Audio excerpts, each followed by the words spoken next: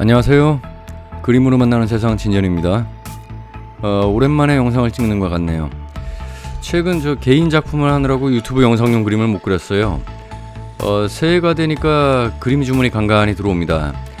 주로 금전운 행운의 상징이 되는 그림들이에요. 그래서 요사이 해바라기, 초록색 사과, 소 이런 소재를 몇 장 그렸습니다. 그림 주문을 받을 때 아는 사람에게 받으면 금액 얘기하기가 좀 꺼려져요.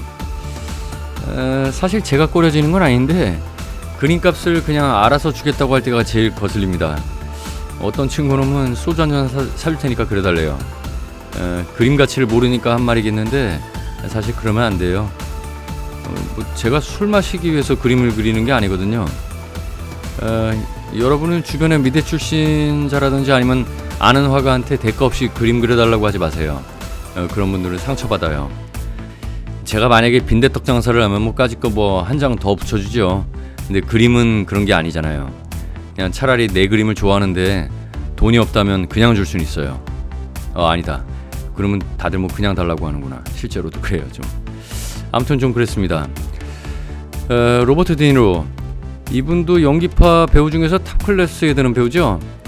이분 역시 제가 좋아하는 배우예요. 대부 2편을 봤을 때부터 좋아한 것 같아요. 대부는 제 인생 영화인데 1, 2, 3부 스토리가 연결이 돼 있으면서도 각 그 영화마다 성격이 달라가지고 어떤 게 재밌는지를 고르기 힘듭니다. 한때는 제가 2편을 좋아했던 적이 있어요.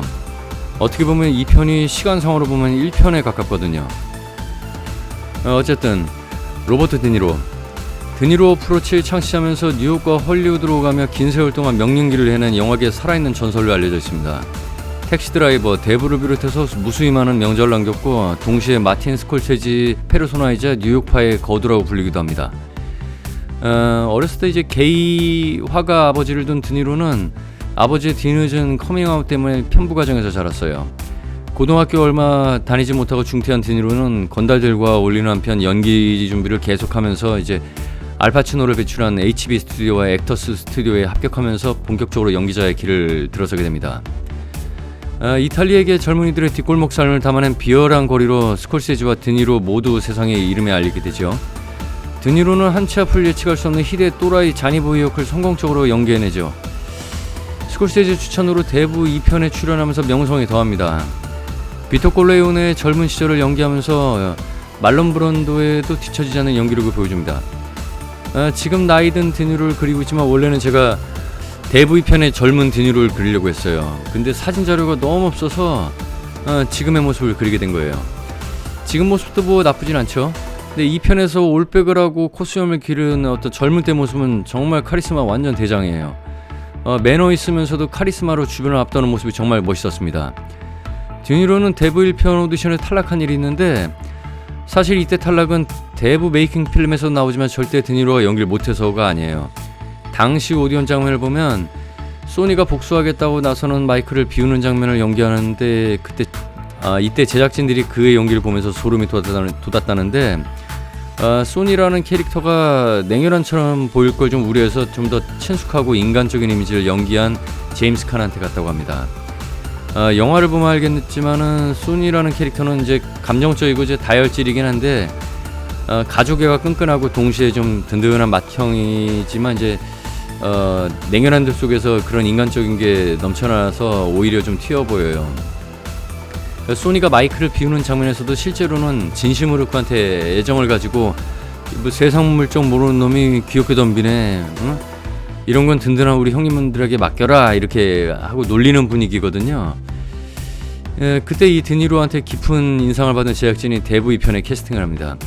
그런 제작진의 선택에 보답하듯이 드니로는 대부로다가 이제 영화사에 남을 명령기를 선보입니다. 스콜세지와의 호흡이 특히 잘 맞는데 드니로가 없었다면 지금의 스콜세지가 없었으면 지금의 드니로가 없었을 겁니다.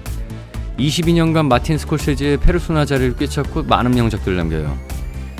케이프 피어에서는 복수심을 불타는 전과자 역을 맡았는데 소름이 끼칠 정도로 무서운 악역 연기를 보여줬습니다. 히트 이후에는 예전만큼 신들린 그 연기력엔 미치지 못하고 그저 그런 조연역으로 곧잘 출연하는 역할만 했는데 맞다, 히트의 로버트 드니로를 그려볼까도 했어요. 근데 그것도 역시 사진 자료가 없더라고요. 그때도 수염이 이제 뭐 수염서부터 턱수염 연결된 거에다가 이제 선글라스 낀 모습이 굉장히 카리스마 있었어요. 어쨌든 뭐 입지가 약해졌다는 게 꼭 나쁘게만 볼 게 아닌 게 60 넘은 나이까지 카리스마 있는 주연만 하겠다고 버티는 일부 배우들보다는 뭐 늙어가는 걸 자연스럽게 받아들여가면서 젊은 주연 배우들의 모자람을 옆에서 이제 연기력으로 커버해주고, 그게 뭐 작은 배역이라도 원숙한 연기력으로 최선을 다해서 하는 모습이 오히려 좀 대인배적으로 보이죠. 2019년 말 마틴 스콜세지의 역작 아이리시맨 주인공 프랭크 시런 역을 맡아서 갱스터 영화의 레전드다운 모습을 여전히 보여줬어요. 2015년에 예술대학 졸업연설이 굉장히 유명합니다. 예술대학 졸업연설 때 박수를 받으면서 했던 첫 마디가 여러분 졸업을 축하합니다. 그리고 이제 여러분은 좋댔습니다 라고 말해서 이제 폭소가 터졌어요. 이제 예대 나오면 취업이 안 된다고 한 말인데, 물론 웃자고 한 말이고, 이후에 계속해서 위트와 이제 세상 살아가는 내용을 갖다가 이제 학생들에게 용기를 독려하는 따뜻한 축하 연설을 했어요. 이 연설이 유명해가지고 해당 연설 지문 중 일부가 EBS 수능 특강 영어 지문에 삽입되겠다고 또 하네요. 테스트 편 3번에서 6번 어조 문제인데 연설 가운데 문제 이제 fuck 관련한 부분은 생략됐고, 다만 니들이 뭐라든 간에 예대는 가지 마라, 대신 회계하기를 따라, 가치 예술 쪽을 지망한 학생들을 공격하는 문장은 여전히 남아있습니다. 물론 뒷부분에 내 자식이 예술한다면 이런 예대에 보낼 것이고 예술하면 망한다는 소리에 낚이지 말고 용기를 내고 실패를 두려워하지 말라는 내용도 있습니다. 서양은 우리나라보다 좀 덜하긴 하지만 거기서 예술 활동은 예술인들은 힘들어요. 그리고 로버트 드니로랑 알파치노랑 뭐 헛갈려하는 사람들이 간간히 있어요. 뭐 잘하는 사람은 뭐 헛갈려할 일이 없을 것 같은데 공통점이 좀 있어요. 전혀 다른 개성의 배우인데도 뭔가 좀 공통적인 게 있습니다. 그래서인지 로빈 윌리엄스는 알파치노의 이제 어떤 시상식에서 로버트 드니로를 빨래 건조기에 놓고 돌리면 알파치노가 나옵니다 라고 해서 자정을 웃긴 일이 있어요. 두 사람은 대부에서도 같이 출연했죠. 드니로는 뉴욕 맨하탄 태생이고 부친이 절반 이탈리아계입니다. 알파치노도 뉴욕 태생인데 양친 모두 시실리예요. 이탈리아에 있는 곳이죠. 드니로와 알파치노 두 사람은 그것도 제가 아까 말한 그 명작 히트에서 각각 범죄자와 형사로 다가오 환상의 듀오를 보여준 적이 있습니다. 연기도 연기려니와 마지막 총격전은 정말 명장면이에요. 그리고 알파치노하고 드니로랑 레스토랑에서 대화 장면은 많은 배우들의 연습 교범이라고 합니다. 둘이 또 카리스마도 정말 뛰어나고 또 약간 이탈리아계에다가 또 이제 어떤 깽단이라든지 선이 굵은 역할만 해서 사람들이 좀 헷갈려 있는 것 같아요.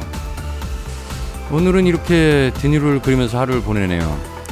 제가 이제 화실에서 수업을 하면서 이제 짬짬이 그리는 거예요.